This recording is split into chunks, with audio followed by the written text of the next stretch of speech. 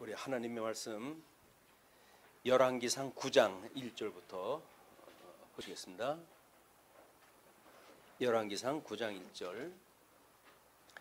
솔로몬이 여호와의 성전과 왕궁 건축하기를 마치며 자기가 이루기를 원하던 모든 것을 마친 때에 여호와께서 전에 기브온에서 나타나신 같이 다시 솔로몬에게 나타나사 여호와께서 그에게 이르시되 내 기도와 내가 내 앞에서 간구한 바를 내가 들었은즉 나는 내가 건축한 이 성전을 거룩하게 구별하여 내 이름을 영원히 그곳에 두며 내 눈길과 내 마음이 항상 거기에 있으리니 내가 만일 내 아버지 다윗의 행함같이 마음을 온전히 하고 바르게 하여 내 앞에서 행하며 내가 내게 명령한 대로 온갖 일에 순종하여 내 법도와 율례를 지키면 내가 내 아버지 다윗에게 말하기를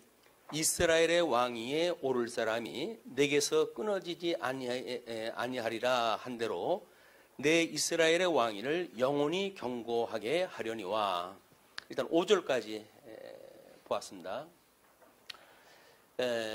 아마 근 석 달 만에 지금 우리가 열왕기를 다시 이제 확인을 했다 하게 되어져서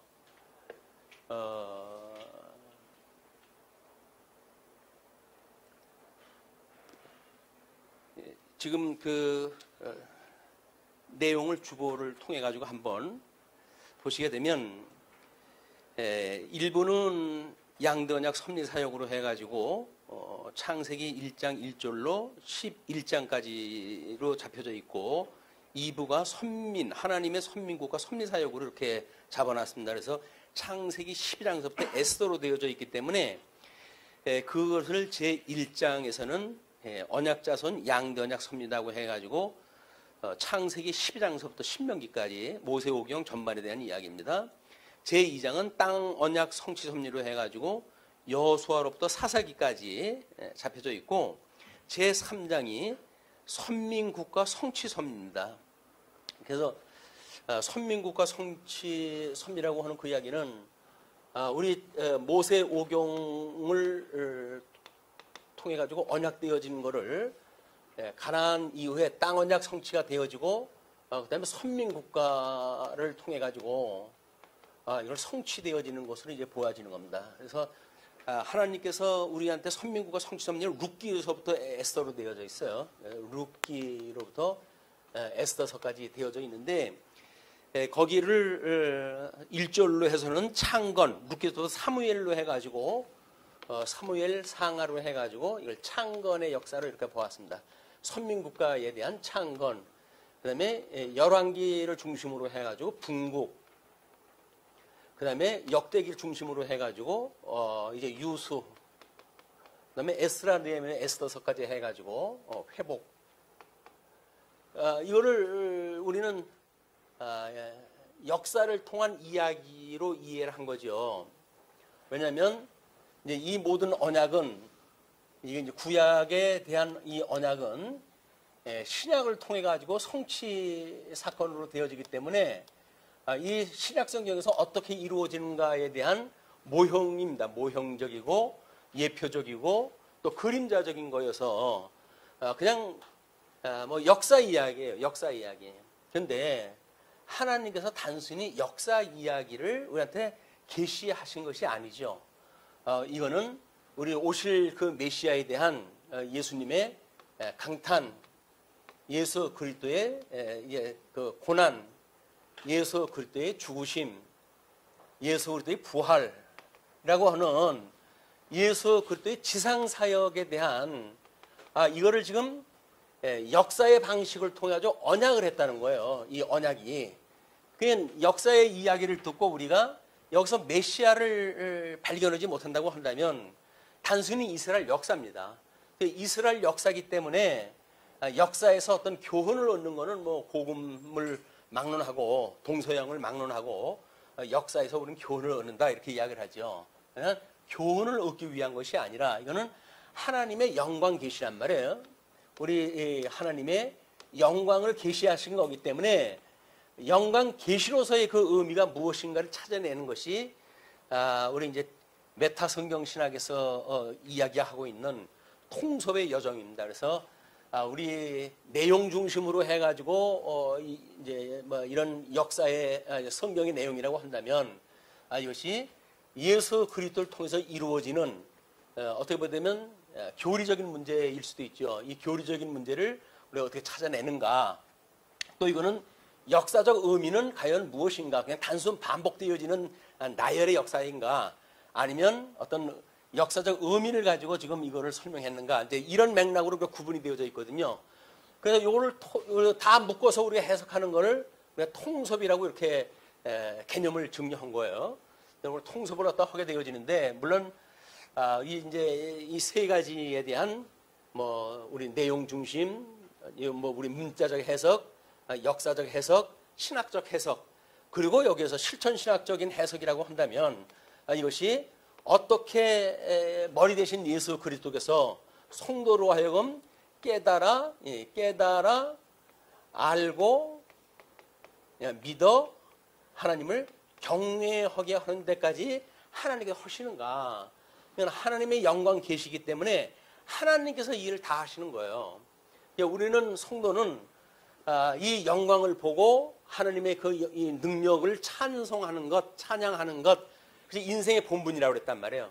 인생의 본분은 하나님의 이런 영광을 보고 이 영화로움을 우리가 인정을 하고, 그리고 이 일로 인하여 우리가 늘 기쁘게 생각하는 것, 이것이 성도의 이제 본분이기 때문에 하나님의 영광 계시를 이해하지 못하면 여기서 인간의 차원으로 해가지고 뭐 이렇게 충성하시게 되면 우리한테 복을 주시고 불순종으로 멸망 이제 이렇게 벌을 주시는 이런 어떤 통속적인 개념으로 해가지고 신학을 이해할 수밖에 없어요. 근데 하나님은 우리 인간을 가지고 그런 거 하시는 분이 아닙니다. 그걸 머리가 짧은 인간의 생각으로 이걸 만들어냈기 때문에 마치 그렇게 읽어내는 거지, 성경은 하나님의 영광 계시기 때문에 우리 이런 역사를 중심으로 해가지고 하나님의 5대 속성을 믿음의 선배들은 노래를 갖다 했고, 그리고 이 역사 말기에 있는 선지서의 이런 사실을 통해 가지고 하나님이 과연 존재하시는가, 존재에 대한 문제예요. 신의 속성에 대한 문제, 이거는 신의 사역에 대한 문제거든요. 하나님이 이런 일을 갖다 하시는데 이런 일을 하시는 걸 통해 가지고 믿음의 선배들은 속성을 여기서 발견을 갖다 해냈어요. 그걸 우리가 시가서의 내용으로 이렇게 이해를 한 겁니다. 시가서에서 5대 속성을 이야기를 하고, 뿐만 아니라 선지서에서는 하나님이 약속했던 나라가 다 이렇게 멸망되어지는 것 같고 마치 이렇게 되어지는데 과연 하나님이 살아계신 것이 맞는가라고 하는 것을 통했을 때 그 하나님은 회복시키시는 이 부활의 역사를 통해 가지고 십자가에서 비록 지나가는 자들이 머리짓을 갖다 하고 외면을 갖다 했던 그런 예수님이지만 사망 권세를 이기시고 부활하심으로 해가지고 하나님이 살아계심을 보여주신 것이 이게 부활의 역사란 말이에요. 그래서 우리는 신존재의 증명은 선지서를 통해서 깨닫게 되어지는 거예요. 과거에는 우리 이제 역사서에서는 보통 언약대로 이제 이루어 가시는 거 아니에요? 여기서 언약하시고 언약대로 이루어 가시기 때문에 이것이 하나님의 존재 문제다. 왜? 언약대로 이루시기 때문에 언약대로 이루시는 분이 살아계시다고 하는 걸 보여주는 것이 사역이다. 그럼 이제 이 선지서의 내용은 뭐냐? 이걸 하나님의 사역으로 본 거예요. 왜? 때리고 싸매고 맨날 그 얘기니까. 나와게 때리고 싸매고 뽑고 심고 흩고 모으시고 멸하시고 세우시고 하는 이런 선지서의 내용이 단순 반복의 역사처럼 그게 보인단 말이에요.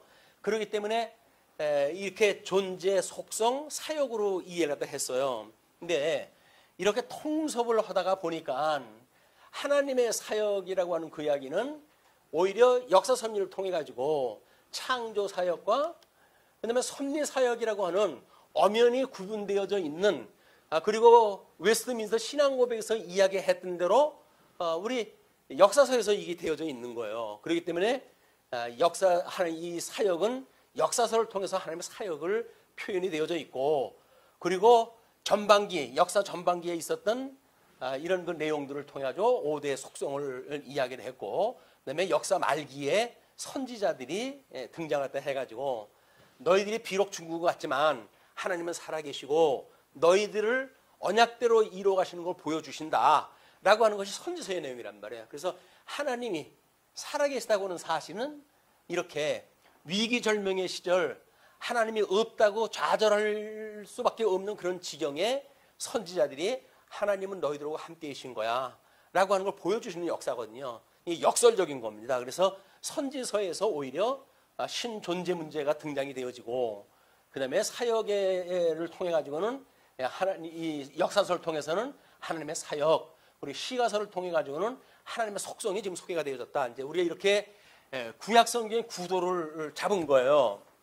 그렇기 때문에 우리 지금 그 열왕기에 대한 내용이 제2절에 가지고 선민국가의 분국에 대한 내용이거든요. 이게 선민국가의 분국이다. 근데 역사서의 내용을 보게 되면 열왕기나 역대기나 큰 구분이 없어요. 이게. 그래서 성경학자들은 열왕기 기록에 빠진 거를 보충한 것이 역대기다 이렇게 설명을 하거든요. 그런데 하나님께서 성령에 감동을 주시고 그래가지고 성경을 기록하게 하셨다고 한다면 빠뜨린 것도 이상하고 그걸 보충하기 위해서 또 새로운 색을 하나 썼다는 것도 이상하죠. 이거는 하나님의 절대적인 의도에 의해 가지고 진행되어진 거고 1.1핵이라도 더하거나 감할 수 없는 완전 무결한 성경이 뭐 기록이 누락됐거나 그걸 보충시키거나 이런 식으로 설명하는 것은 하나님 이 영광에 대한 우리가 그를 만홀히 여기는 그 까닭이다. 하나님을 얼마나 우습게 보면 하나님의 오류투성의 하나님을 이해를 하겠어요. 그렇지는 않습니다. 하나님은 무한 성경을 통해 가지고 하나님의 영광을 계시하시기 때문에 영광의 본체가 되신 우리 하나님 아니에요? 성부 하나님. 이분께서 성자 하나님을 광채로 보내주셨단 말이에요. 그렇기 때문에 본체는 너희가 나를 보았은즉 아버지를 보았다 이렇게 이야기를 하는 것은 영광의 본체에 대한 걸 그대로 광채로 드러났기 때문에 그러는 거거든요. 이거는 구조가 바뀔 수가 없어요. 영광의 광채로 오신 분이기 때문에. 물론 이제 예수님께서는 영광의 광채로 오셔가지고 부활하시면서 이 성령을 약속을 하시죠. 그래가지고 성령이 오시게 되면 너희들이 권능을 입고 그에게 권능을 입고 어떻게 하나님의 나라의 백성으로 살아가는지를 증거하는 역사란 말이에요. 그래서 성부 하나님과 성자 하나님과 성령 하나님의 삼일체론적인 성령 구도를 우리가 확보했다 하고 있기 때문에 사도신경에 뭐 우리의 성부 하나님을 믿사오며 독생자 예수 그리스도를 믿사오며 그다음에 성령을 믿사오니 라고 했던 것이 삼일체 하나님에 대한 이론이라는 겁니다. 자, 그러면 이제 선민국가의 분국의 역사가 11개 상하로 되어져 있는데 일단 선민국가의 분국 배경을 먼저 이제 넣어요. 분국 배경이라는 것이 선민국가의 분국이기 때문에 이 분국이라고 한다면 제일 먼저 배경이 뭐냐라는 걸 이야기했다 하는데 이 배경이 그 한쪽 가로 일본어로 해가지고 솔로몬 지혜자인데 솔로몬의 왕권 수립을 먼저 주십니다. 왕권을 주셔요. 이 왕권 수립을 어떻게 해야 우리 사무엘에서 소개했던 다윗의 왕국에 창건되어진 것이 지금 우리 다윗을 통해 가지고 이것이 솔로몬에게 연결이 되어지고 솔로몬을 통해 가지고 왕권 수립을 허물어 해가지고 제2기가 시작되어지는 거예요. 사무엘에서 등장되어졌던 인물이 다윗이 주인공이라고 한다면 지금 이 배경에서는 우리 솔로몬이 중심으로 해가지고 이 왕권의 수립에 대한 문제를 설명하다 해갑니다. 그렇기 때문에 지금 우리가 보고 있는 내용이 솔로몬 그 수립의 결과가 이미 이제 한쪽 가로 3번이에요. 1번은 수립, 2번은 성전 건축, 3번은 왕권 수립의 결과. 그 결과에서 양쪽 가로 1번이 솔로몬 왕의 외교 정책으로 이렇게 나옵니다. 그러면 솔로몬에게 하나님이 언약을 하셨고 이 언약의 성격이 다윗에게 주어졌던 언약의 성격하고 다르다는 거예요. 왜냐하면 다윗에게 주어졌던 그 내용은 우리 사무엘서 7장 14절로 16절 보시게 되면 다른 사람들이 나에게 불순종해가지고 망하게 했던 것과는 달리 막 그 이야기는 우리 다윗을 이제 세우기 전엔 사울이라고 하는 왕을 세워가지고 왕권을 그러지 않았어요? 불순종으로 인해 가지고 왕권을 뺏었는데 그거와는 달리 그 이야기입니다. 그래서 끝까지 왕권을 하나님께서 주시겠다는 거거든요. 그래서 조건이 없어요. 내가 충성하냐 불충성하냐라고는 조건 없는 언약이 되어져요. 그런데 이 솔로몬한테 와가지고는 지금 우리가 본문 읽었던 대로 1절로부터 5절까지가 순종시 다윗의 위를 경고케 하실 기도응답이고 6절로부터 9절까지는 불순종시 멸망케 하실 기도의 응답이에요. 자, 그러니까 이 언약은 이제 조건 언약으로 해가지고 순종하는가 또는 불순종하는가 이걸 중심으로 해가지고 지금 언약이 제시가 되어지는 거예요. 하나님께서 나라를 잘 세우고 그냥 말 잘 들으면 나라를 완성시키려고 한다면 여기서 이런 유수라든지 뭐 이런 과정을 밟을 필요가 없습니다. 하나님께서는 필수적으로 이 코스를 갖다 입는 것은 하나님의 영광이 영광되기 위하여 또는 우리들이 여기서 예수 그리스도의 그런 영광을 보고 은혜를 입은 자들은 은혜가 은혜되게 하기 위하여 하나님이 이런 역사도 해가시는 거예요. 왜 하나님께서 쓸데없이 그 일을 했다 하느냐라고 하는 건 우리 생각이 쓸데없는 거지. 하나님께서는 필요 불가급하게 예수 그리스도의 이 지상 사역에 대한 거를 이루어 가시기 위해서는 이렇게 역사를 섭리했다 해야 돼요. 그리고 이것이 언약이 돼야 되는 겁니다. 그것이 신약 성경에 와가지고 예수 그리스도의 지상 사역을 통해 가지고 그대로 성취가 되어짐으로 해서 우리 예수님께서 이 언약한 것이 다시 성령이 오시게 되면 하나님 나라로 해가지고 교회의 견인으로 연결이 되어지잖아요. 교회에서는 사역 우리 전도 서신이라고 하는 여행 서신이라고도 이렇게 되어 있어요. 여행 서신 이걸 통해 가지고 사역을 통해 가지고 주님의 몸된 교회를 견인하신다라고 하는 원리까지 복음서에서 언약이 서신들을 통해서 그대로 이루어지는 거예요. 이거는 모세 오경에서 언약되어진 거는 역사서에서 이렇게 이루어지고 역사에서 언약되어진 거는 예수 그리스도의 지상 사역을 통해 가지고 이걸 다 이루신 사건이에요. 이루셨을 뿐만 아니라 장차 승천해 가지고 내가 성령을 보내주면 이렇게 권능을 얻고 나의 증인이 돼 가지고 몸된 교회를 이룰 것인데 거기에서 이렇게 내가 이 배경 사역 우리 누가복음에서 지금 의와 나라를 증거하는 사역을 했다고 하지 않습니까? 그것처럼 너희들이 이걸 통해 가지고 의와 나라를 전도를 하고 하다 보게 되면 주님의 몸된 교회를 견인을 주님께서 이렇게 해 가실 거야 라고 하는 것이 통일성 있는 주제가 이제 우리한테 잡힌 거예요. 통일성 있는 주제라는 이야기는 우리들이 말하고 있는 그 구조는 그냥 자기적이거나 또는 통일성이 없는 그런 구조가 아니라 철저하게 구조 중심의 또는 이런 거 구조의 통일성 있는 구조로서 완성을 가지고 있는 그런 성경 개론을 우리가 이제 확보를 갖다 했다는 겁니다. 물론 성경이 그렇지 않은데 그렇게 억지로 해가지고 만들어질 까닭이 없죠. 하나님의 뜻이 그렇기 때문에 그래요. 우리 아까 찬송한 것도 그거지만 성령이여 오셔서 우리의 눈을 밝히사 하나님께서 밝혀주시지 않으면 볼 수가 없어요. 우리의 길을 열어주시지 않으면 들을 수가 없는 거예요. 이것이 우리가 이제 이렇게 실천신학적으로 해가지고 권능을 입으면 땅끝까지 증인의 삶을 살게 되어지는데 이것도 하나님께서 입을 열어주시지 않으면 증인의 삶을 살아갈 수가 없는 겁니다. 그래서 우리들의 듣고 보고 말하고 하는 모든 그런 거 기능이 결국은 하나님의 이 증인의 삶을 살아가게 하시기 위한 하나님의 섭리였었다. 그렇다고 한다면 이제 이런 전제로부터 결과까지 우리는 이제 다 답을 가지고 과정 논리로 해서 궁극의 역사를 갖다 이야기를 하니까 그 궁극에서 하나님의 제일 먼저 솔로몬 왕국의 외교 정책을 보여주시는데 먼저는 의에 대한 응답으로 해가지고 순종시 다윗의 위를 경고케 하실 것을 약속을 했다. 그러니까 순종시 위를 경고케 하신다. 그 이야기에 경고케 하신다. 그 다음에 이제 불순종을 하게 되면 멸망을 갖다 하신다. 불순종을 했을 때는 멸망에 이르게 한다. 이것이 우리가 보고 있는 열왕기의 이야기입니다. 하나님께서 무슨 일을 갖다 하시는가? 무슨 일을 갖다 하시는가? 결국은 이걸 보여줘 가지고 하나님이 좋아하시면 뭐고 싫어하시면 뭐고, 그렇다고 한다면 하나님의 나라가 어떠한 조건을 가지고 이루어져 가는가에 대한 이야기거든요. 물론 이거는 다윗에게 주어졌던 무조건 언약이 전제되어지기 때문에 이 행위 언약이라고 하는 그것도, 솔로몬의 행위 언약, 조건 언약은 이것이 나름대로 한계가 있는 거예요.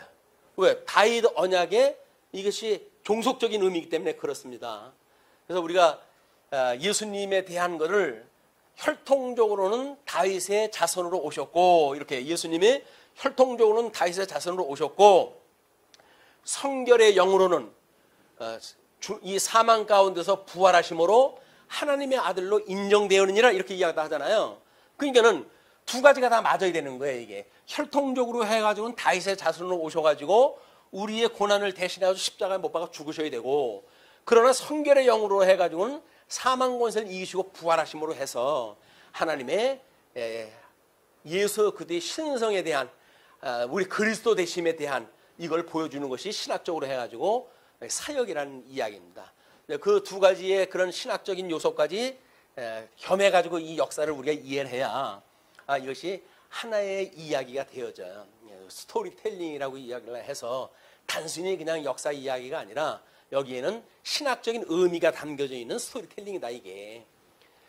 이렇게 이제 보시게 되면 이제 우리 그 한쪽 가로 양쪽 가로 1번에서 동그라미 1번 하나님의 의에 대한 응답을 이제 확인을 해 나갈 수가 있을 거예요. 9장 1절로부터 본문 읽은 대로 내가 내 아버지 다윗에게 말하기를 이스라엘의 왕위에 오를 사람이 내게서 끊어지지 아니하리라 한 대로, 이거는 다윗에게 주어졌던 무조건 언약이 그대로 계승되어지게끔 해주려니와, 만일 너희나 너희의 자손이 아주 돌아서서 나를 따르지 아니하며 내가 너희 앞에 둔 나의 계명과 법도를 지키지 아니하고 가서 다른 신을 섬겨 그것을 경배하면 내가 이스라엘을 내가 그들에게 준 땅에서 끊어버릴 것이요, 내 이름을 위하여 내가 거룩하게 구별한 이 성전이라도 내 앞에서 던져버리니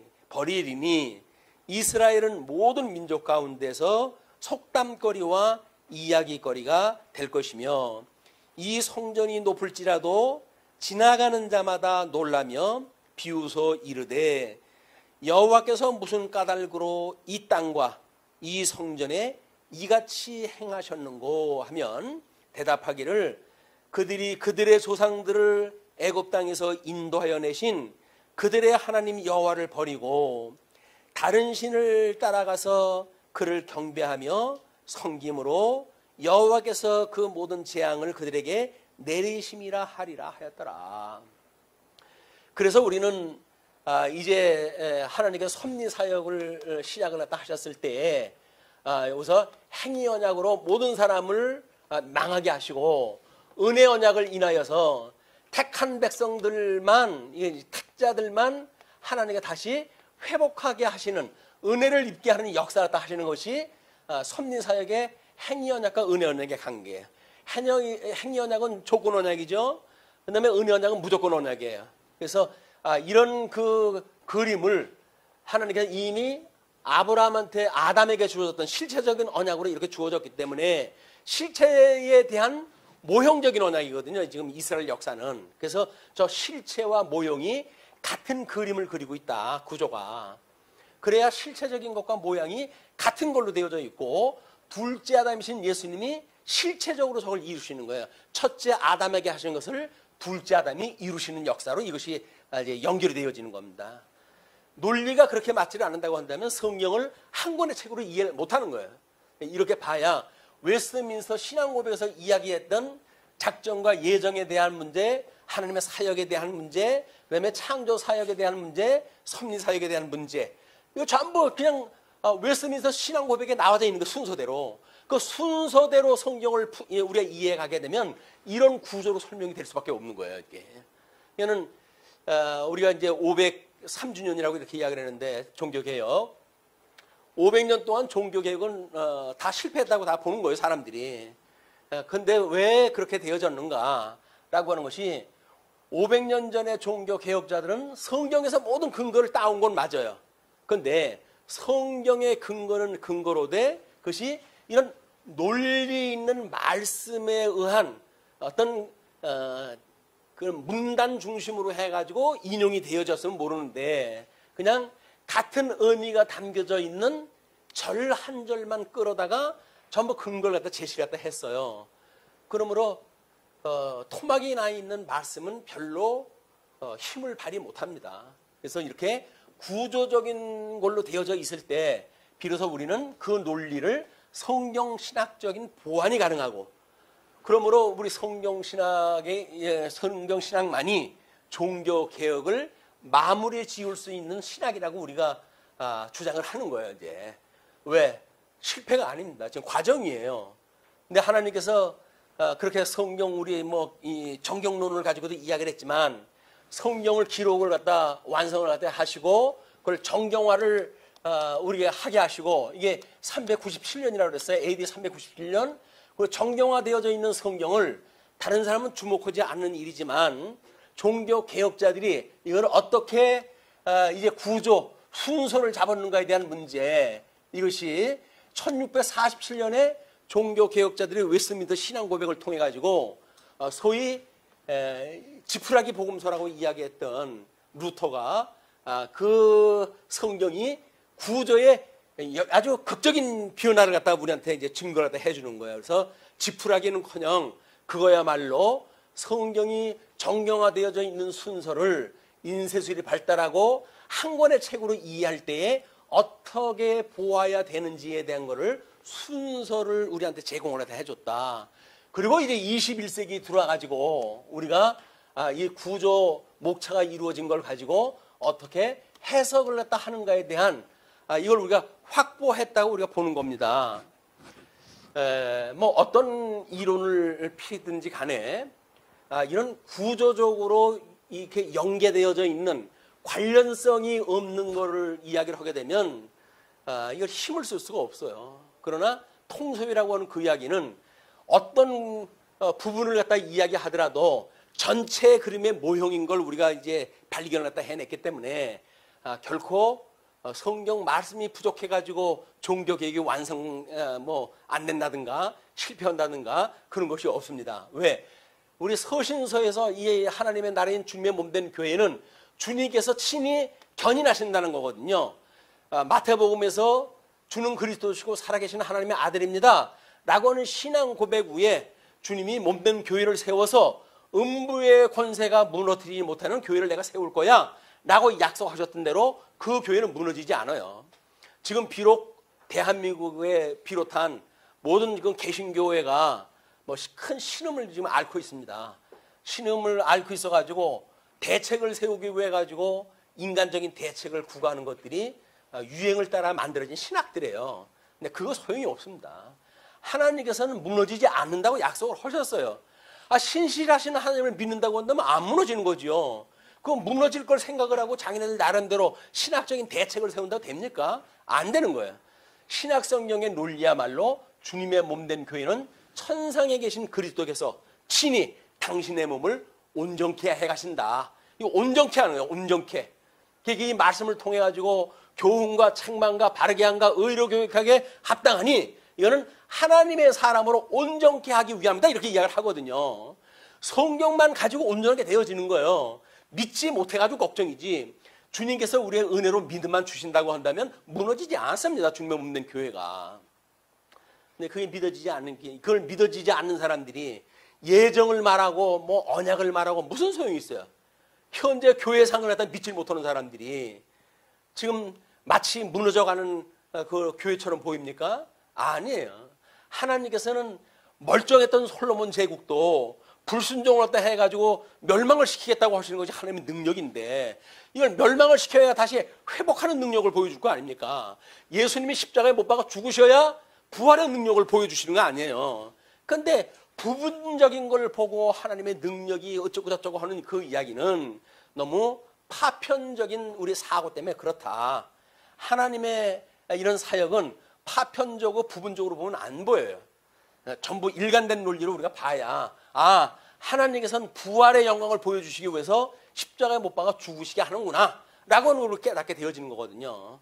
그래서 우리가 감히 예수님과 더불어 죽었기 때문에 주님의 부활을 본받아 나도 새 생명 우리 얻어서 주님 오시는 그날 내가 주님을 맞이하러 올라간다고 하는 부활의 능력을 가지고 믿고 살아가는 거예요. 아무리 세상이 지금 힘들고 어렵다고 하더라도 주님이 오시는 날 그 주님을 우리는 맞이하러 올라간다는 이야기거든요. 그 부활 예수님의 그 다시 오시마 하는 약속도 부활의 능력도 믿는 사람들만이 가능한 거예요.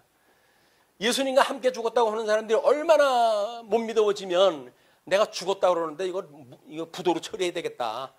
내가 이걸 뭔가 이거 새로운 역사를 써야지 주님한테 맡겨놨다는 아무것도 안 되겠다 라고 말하는 걸 인본주의예요. 인본주의.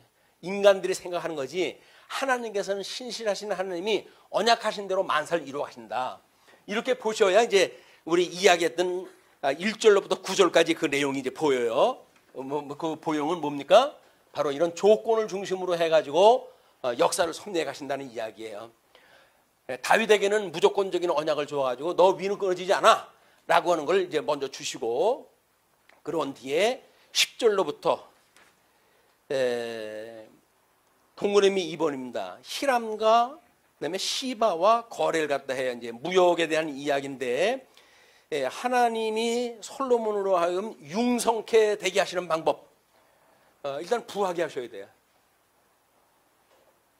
있는 대로 해가지고 그냥 해상의 모든 그 패권을 갖다 장악을 하게 하시고 무역업에 대한 것을 승리케 하시고 조선 사업을 갖다 봉창케 하시고 이래가지고 그 경제를 번성케 해가시는 일이 10절로 14절에 이렇게 소개가 되어집니다. 솔로몬이 두 집 곧 여호와의 성전과 왕궁을 20년 만에 건축하기를 마치고 갈릴리 땅의 성읍 20곳을 히람에게 주었으니 이는 두로 왕 히람이 솔로몬에게 그 온갖 소원대로 백향목과 잣나무와 금을 제공하였습니다. 히람이 두로에서 와서 솔로몬이 자기에게 준 성읍들을 보고 눈에 들지 아니하여 이르기를 내 형제여 내게 준 이 성읍들이 이러한가 하고 이름하여 가불 땅이라 하였더니 그 이름이 오늘날까지 있느니라. 히람이 근 120달란트를 왕에게 보내었더라. 히람은 이때 당시에 무역업을 장악을 하고 있는 그 지중해 일대의 모든 해상권을 장악하고 있는 그 족속이었거든요. 그래가지고 이스라엘에서 제공했던 농경 조건에 아무리 좋은 땅이라고 하더라도 눈에 차질 않아요. 아유, 그걸 나한테 지금 준다 하고 준 거야? 내가 지금 어떻게 부를 창출하는지 네가 알아? 내가 한 수 가르쳐 줄까? 이것이 두람과 솔로몬의 이런 관계를 통해 가지고 만들어진 하나님의 섭리인 거예요. 이웃에 어떤 사람을 붙여주는가 그 이야기는 하나님께서 물론 성전 지을 때까지 여러 가지 도움을 줬지요. 그 이유도 지금 이런 그 좋은 순기능적인 걸 역할을 갖다 이제 맡겨줍니다. 그러면서 히람이 두로에서 와서 솔로몬이 이제 이러한가 하면서 히람이 금 120달란트를 왕에게 보내었더라. 15절로부터 24절까지 솔로몬의 역군과 건축 사업들이 소개가 되어집니다. 자, 솔로몬 왕이 역군을 일으킨 까닭은 이러하니 여호와의 성전과 자기 왕궁과 밀로와 예루살렘 성과 하솔과 무깃도와 게세를 건축하려 하였습니다. 모든 게 마찬가지죠. 성전을 완성을 한 뒤에 왕궁을 완성을 했고 왕궁을 완성을 한 뒤에는 왕도를 완성을 해야 될 거 아니겠어요? 이 성전 그다음에 이렇게 해가지고 궁궐 자기가 이제 처하는 궁궐이에요. 그렇게 되면 궁궐을 동심으로 해가지고 이게 도읍이 만들어져. 이게 수도예요. 수도가 만들어져야 되고 그다음에 이것이 더 확대돼 가지고 전역적인 번창이 이제 있게 되어지는 겁니다. 그러니까 우리가 뭐 일반 그 정치도 마찬가지죠. 지방자치라고 하는 풀뿌리를 우리가 자꾸 이야기하는 거는 경쟁력을 여기서부터 높이자는 이야기거든요.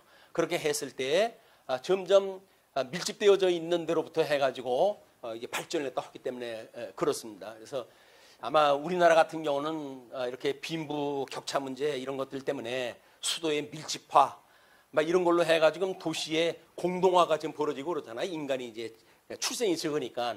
그래가지고 어떻게 하면 이 수도를 이분화해가지고 행정수도와 일반 경제수도로 나눌 것인가 뭐 이런 걸 연구하는 것이 이런 제도 때문에 그러는 거예요. 이런 제도로. 그래서 성경에서 말하고 있는 정치체제나 일반 정치체나 같습니다. 왜냐하면 다 나라를 만들어가는 일들이니까. 그래서 하나님의 나라는 다만 이것을 하나님께 주관하신다고 믿는 것이고 세상의 그런 나라들은 자기네들 힘으로 이걸 해간다고 하는 인본주의냐 신본주의냐가 차이가 있지 방법은 똑같아요. 뭐 성경에서 말하고 있는 나라가 만약에 이게 이렇게 옳게 되어졌다라고 이야기하죠. 일반 나라도 그렇게 한다고 그러면 부흥 발전할까요? 그렇지는 않아요. 모든 제국이 이미 섰다가 없어지고 한 것이 이 제국사를 통해서도 우리가 확인되어지는 거 아니에요. 방법으로 이루어지는 게 없습니다.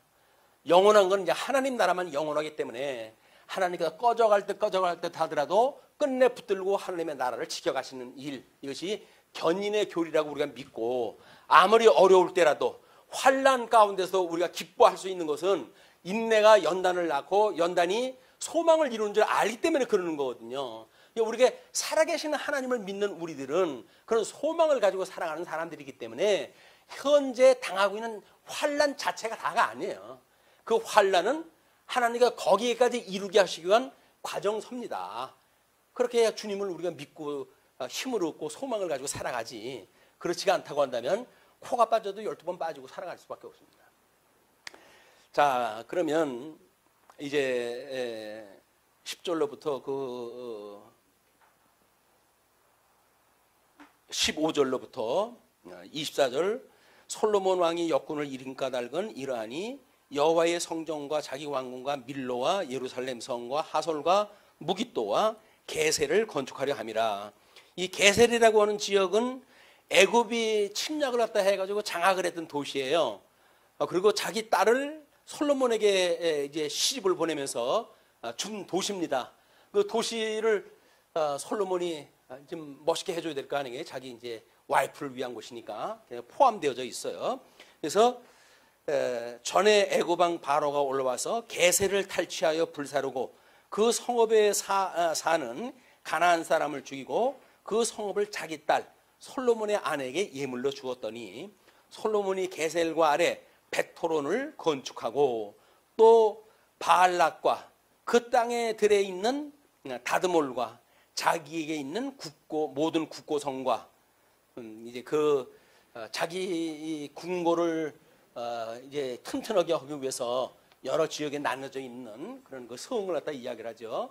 그런 국고성과 병고성들과 마병의 성들을 건축하고 솔로몬이 또 예루살렘과 레바논과 그가 다스리는 온 땅에 건축하고자 하던 것을 다 건축하였는데 무지무지한 건축자입니다. 솔로몬이. 그래서 솔로몬은 전도서에도 이야기를 하지만 안 해본 게 없어요. 너무나 안 해본 게 없어가지고 다 헛되고 헛되더라는데 그걸 간파할 정도로 모든 일을 했던 그런 그 인물이기도 합니다. 그래서 이스라엘 자손이 아닌 아모리 사람과 헷 사람과 브리스 사람과 히 사람과 여부수 사람 중에 남아있는 모든 사람 곧 이스라엘 자손이 다 멸하지 못하므로 그 땅에 남아있는 그들의 자손들을 솔로몬이 노예로 역군을 삼아 오늘까지 이르렀으며 노예제도가 이제 나와요. 노예제도. 이 노예제도에 대한 거는 전쟁 포로에서 우리가 노예를 확보할 수가 있게 되어져 있어요. 그래서 민수기 31장 7절부터 35절에 소개가 되어져 있고 매매 행위로 해가지고 만들어진 노예가 있습니다. 창세기 17장 27절, 레위기 25장 44절에 언급되어지고 있고 그다음에 채무 관계 때문에 만들어진 노예가 있어요. 출애굽기 22장 3절의 이야기입니다. 요거는 우리 카페에 열왕기의 그 난에 올려져 있으니까 참고로 해보셨으면 좋겠어요. 그 다음에 증여로 해가지고 만들어지는 노예도 있습니다. 그걸 창세기 29장 24절, 그 다음에 상속이나 출생되어졌을 때 만들어진 노예가 있어요. 출애굽기 21장 4절에 소개가 되어져 있습니다. 그러나 이런 노예들도 희년이 되어지게 되면 면제를 하게 되어져 있는데, 레위기 25장 10절을 보시게 되면 너희는 50년째 해를 거룩하게 하여 그 땅에 있는 모든 주인을 위하여 자유를 공포하라. 이 해는 너희에게 희년이니 너희는 각각 자기의 소유지로 돌아가며 각각 자기의 가족대로 돌아갈지며 라고 해가지고 희년에 대한 자유를 선포하는 내용이 소개가 되어지고 있습니다. 이거는 하나님께서 이 회복의 역사를 보여주는 이런 그 의미는 노예 제도에서도 나올 수가 있는 거야. 뭐 우리는 한 번 종은 영원한 종이야. 이렇게 하는 것이 기득권을 가지고 있는 사람들의 횡포인데, 하나님의 원리는 그렇지는 않습니다. 늘 바꿔지도록 되어져 있어요. 그래서 우리 이 죽으심에 처해져 있던 예수님이 부활하시는 모습처럼, 또는 우리가 이제 그 뭐 사회생활을 나름대로 사적생의 원리를 갖다 이야기를 하잖아요. 그래서 죽음으로 우리는 새 생명을 얻는다고 하는 생명의 원리를 끊임없이 깨달아가는가 하면, 연주보라고 하는 경제적 원리를 통해 가지고 하나님께 주신 걸로 믿어졌을 때 우리가 그거를 가난한 사람을 위해서 쓰게 됐을 때, 그게 소위 말하는, 요즘 말하고 있는 공유경제라고 하는 이야기예요. 공유경제. 그걸 우리가 많은 사람이 그걸 없는 사람한테 나누어 주게 되면 나눔을 받은 사람도 살고 나누어 준 사람도 보람을 느끼게 되어지는 거거든요. 이게 순기능적으로 되어지는 건데, 이게 믿지 않은 사람도 그런 경제 원칙을 지금 이제 뭐 이제 동부 유럽권이라든지 이런 데서 그 경제 원리를 그렇게 지금 뭐 잡아가고 있고 그렇습니다. 그래서 성경에서 말하고 있는 원리는 어차피 재물이라고 하는 그 이야기는 뭐 풍선 효과나 뭐 그런 것처럼 한 군데 경기가 뭐 이렇게 뜨게 되면 한쪽에서는 침체되게끔 되어져 있어요. 돈이 돌아가고 그러는 건데, 그걸 안다고 한다면 유효했을 때 우리가 가난한 자를 위해서 사용하게 되고, 그렇게 사용을 갖다 하게 됐을 때 보람으로 느꼈던 그 일이 언젠간 돌아서 나에게 도움이 되어진다. 뭐 세제로 해가지고 혜택이 된다든가 여러 가지 그런 그 방법이 있을 수 있겠죠. 그리고 정치 원리로 해가지고는 봉죽치의 원리로 해가지고 성김으로 다스린다는 이야기예요. 성김으로 다스리는 것. 예수님이 우리를 다스리러 그 왕으로 오셨잖아요. 우리의 왕으로. 근데 그분이 우리한테 섬기러 오셨다고 그래요. 섬기러. 그래서 섬김으로 해가지고 주님의 그런 은혜를 깨닫게 되어지고, 그래가지고 우리가 그런 믿음의 봉사가 가능하도록 섭리하다 하시기 때문에 봉죽치의 원리라고 하는 그 이야기도 사회적으로 매우 중요한 우리 하나님 나라의 원리입니다. 제도적 원리. 자, 그렇게 했을 때 이제 그렇게 건축을 갖다 했고, 그것이 이제 25절에 보시게 되면 23절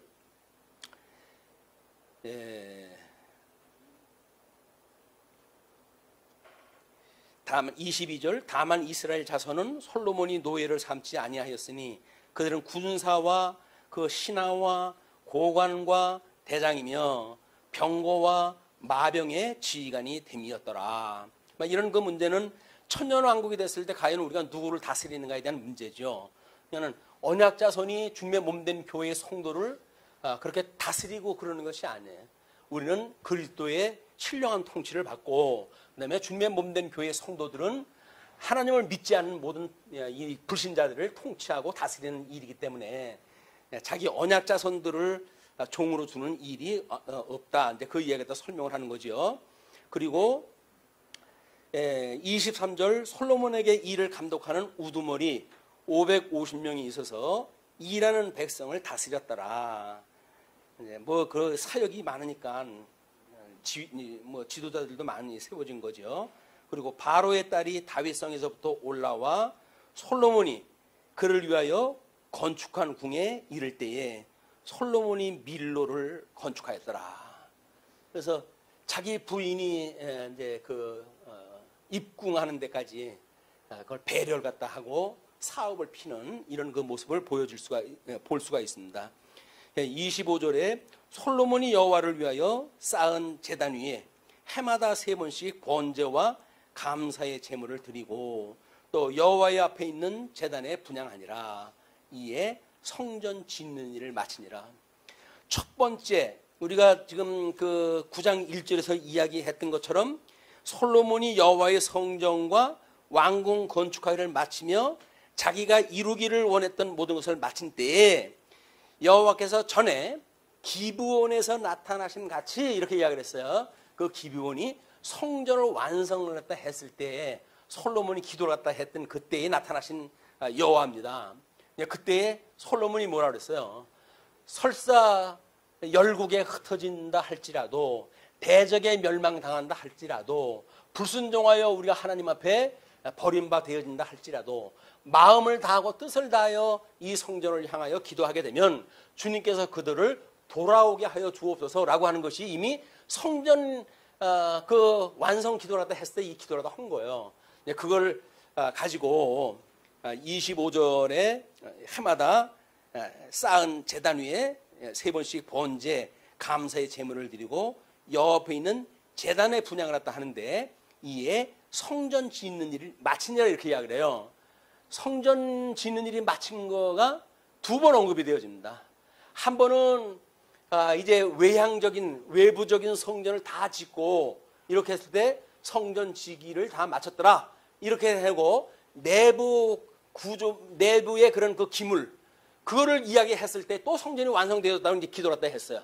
그리고 거기에서 3년 제사를 갖다 끊임없이 드리면서 완성이 비로소 됐다 이렇게 이야기를 합니다. 이건 성전의 어떤 외관적인 건축으로 해가지고 끝난 것이 아니라 거기에 내부 기물 그것이 완성되어진 것도 완성.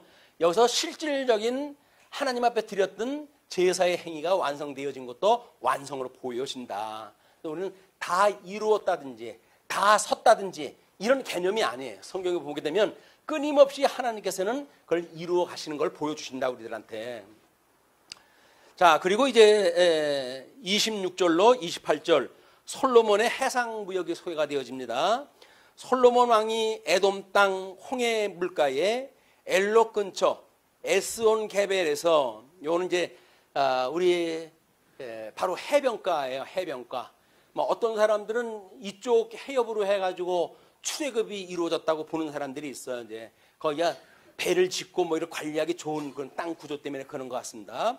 그래서 배들을 지은지라 히람이 자기 종 곧 바다에 익숙한 사공들을 솔로몬의 종과 함께 그 배로 보내매 그들이 오빌에 이르러 거기서 금 420달란트를 얻고 솔로몬 왕에게로 가져왔더라. 조력자들이 사방에서 몰려드는 거예요. 뭐 시바의 여왕에 대한 문제가 10장 1절부터 소개가 되잖아요. 그래서 13절까지가 본론인데요. 솔로몬을 방문한 스바 여왕의 소개가 되어집니다.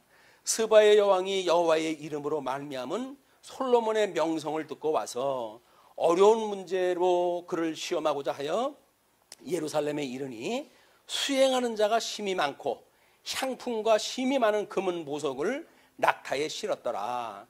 그가 솔로몬에게 나와 자기 마음에 있는 것을 다 말하매 솔로몬이 그가 묻는 말에 다 대답하였으니 왕이 알지 못하여 대답하지 못하는 것이 하나도 없었더라. 지혜자라고 하는 이야기죠. 잠언서, 전도서를 썼던 그런 실력이 이런 데서 이제 이렇게 뭐 유감없이 드러난 거예요. 스바의 여왕이 솔로몬의 모든 지혜와 그 건축한 왕궁과 그 상의 식물과 그의 신하들의 좌석과 그의 시종들의 시립한 것과 조직이라든지 이런 거 다 본 거죠.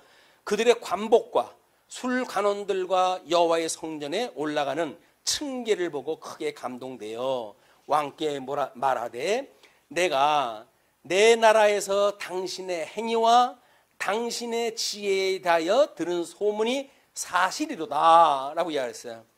이 성경 구절이 우리 권우광 목사님이 우리 청주장로교회 10년사를 쓰면서 편집 후기에다 썼던 그 성경 구절이에요. 당신의 지혜에 대하여 들은 소문이 사실이로다.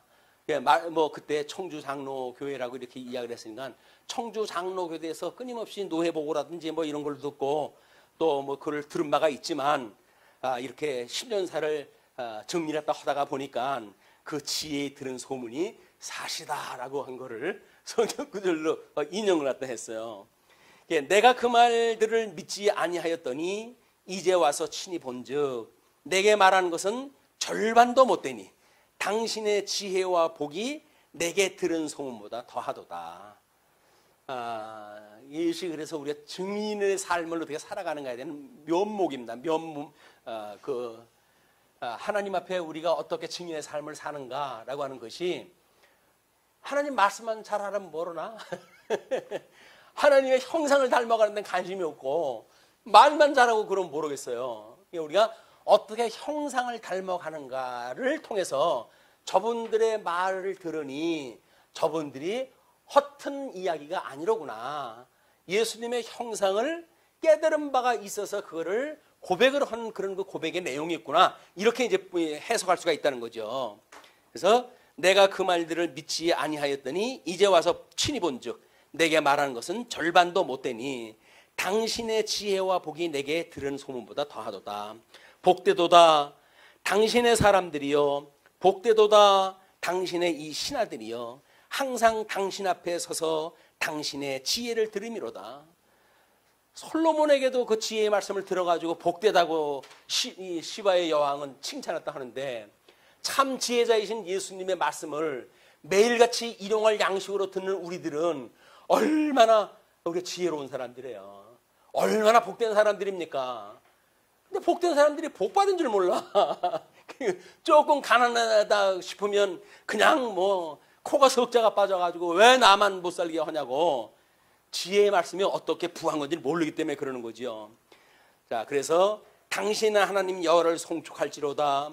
여호와께서 당신을 기뻐하사 이스라엘 왕위에 올리셨고 여호와께서 영원히 이스라엘을 사랑하심으로 당신을 세워 왕으로 삼아 정의와 공의를 행하게 하셨도다 하고 그가 금 120달란트와 심히 많은 향품과 보석을 왕에게 드렸으니 스바의 여왕이 솔로몬 왕에게 드린 것처럼 많은 향품이 다시 오지 아니하였더라. 전무후무한 선물 보따리가 온 거예요.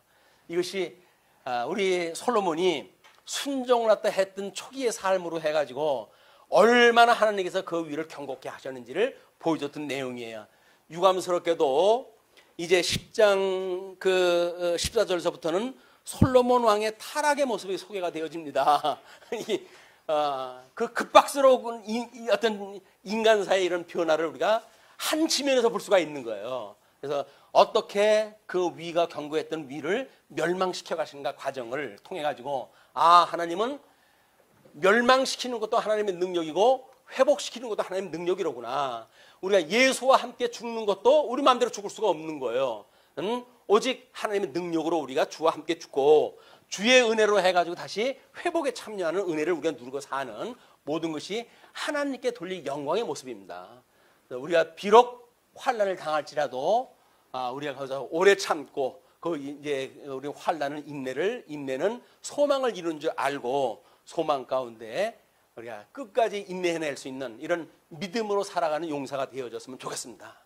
어려운 시기에 하나님을 우리가 경외하는 성도로 이런 믿음의 생활을 우리 주님께 주시기를 빌면서 말씀 주시겠습니다. 기도하시죠. 인생의 생사화복을 주장하시는 만군의 주 여호와 하나님 아버지, 하나님의 크신 능력과 신성을 찬양하고 경배합니다.